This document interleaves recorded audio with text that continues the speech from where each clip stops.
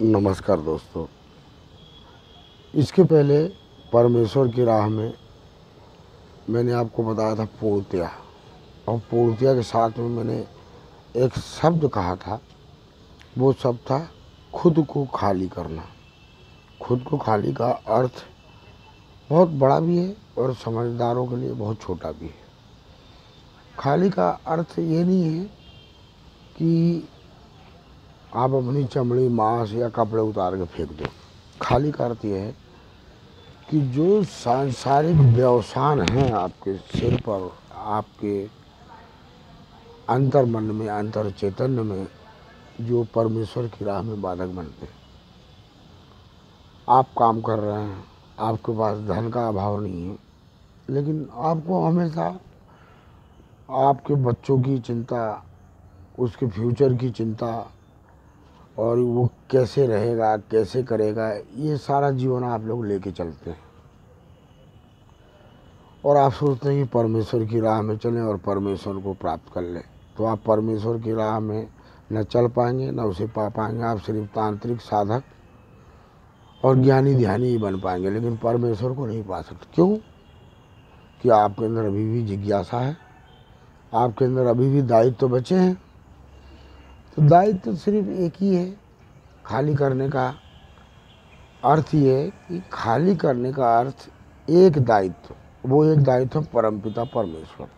आपका एक ही ध्येय, एक ही लक्ष्य और एक ही कर्म होना चाहिए कि मुझे परमेश्वर को हर हाल में पाना है। और इस बीच में जो भी बाहरी तत्व, बाहरी आवरण, बाहरी चिंताएं मेरे पीछे आएंगी, उन सबको मैं दरकिनार कर दूंगा। लेकिन आपको खाली करने की अवस्था में आप अपने पूरे परिवार का भरण पोषण का इंतजाम करके एक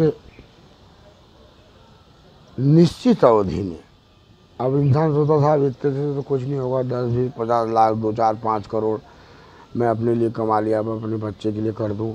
तो ये तो आप ठेकेदारी लेके चल रहे हो, चलते रहो, आपको परमेश्वर कभी मिल ही नहीं सकते। ये बिल्कुल तय है। क्योंकि मिलने का अर्थ ये है कि साक्षात रूबरू होना और परमेश्वर को धारण करना। इसका कभी उभार नहीं हो सकता।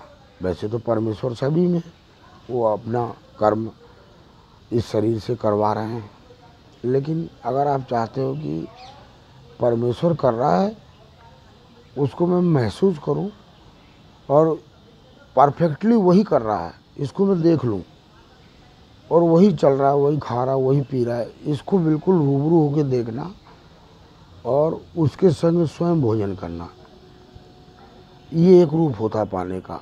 अब बाकी तो परमेश्वर जिस भी जीव को यहाँ धरती पर लाए हैं उसके साथ हैं, लेकिन इसको कहते हैं जागरण, या खुद को जागृत करो। तो खुद को जागृत करने के लिए क्या? खाली। जब तक आप खाली नहीं होंगे, खाली का अर्थ यही है कि आपके ऊपर कोई भी ऐसा दायित्व, ऐसा कर्म ना बचा हो जो परमेश्वर की और आपकी राह में आड़े आए।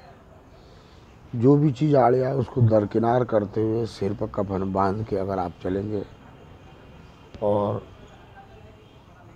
जब भी आप एकांत रहें या भीड़ में रहें, तो आपको यही चीज़ करना है कि आपका दोस्त, मित्र, यार, भाई, बंधु, सखा सब परमेश्वर है।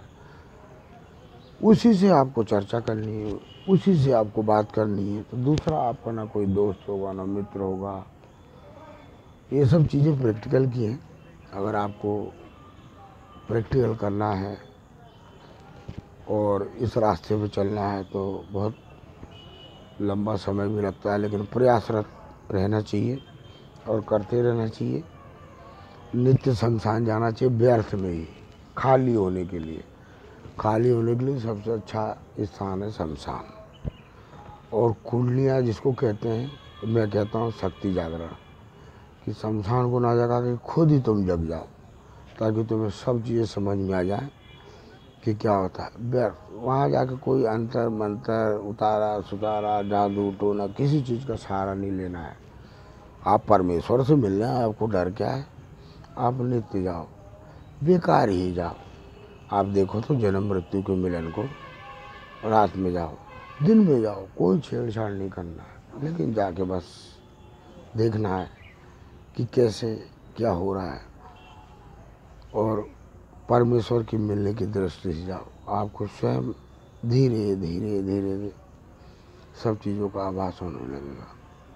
तो दोस्तों, ये सब चीज़ें हैं, प्रैक्टिकल की विषय हैं। कोई गुरु, कोई ज्ञानी आपको ये चीज़ें दे नहीं सकता, ना आपको वो खरीद के दे सकता है, न ज्ञान की। ये प्रैक्टिकल आपको स्वयं करना पड़ेगा। तो दोस्तों, जहाँ तक है कि समझ में आ गया होगा कि खाली करने का अर्थ क्या है। अगर और कुछ इसी विषय में चर्चा करनी हो तो मेरे कमेंट बॉक्स में लिख दें, मैं ज़रूर उसका जवाब दूंगा। धन्यवाद दोस्तों।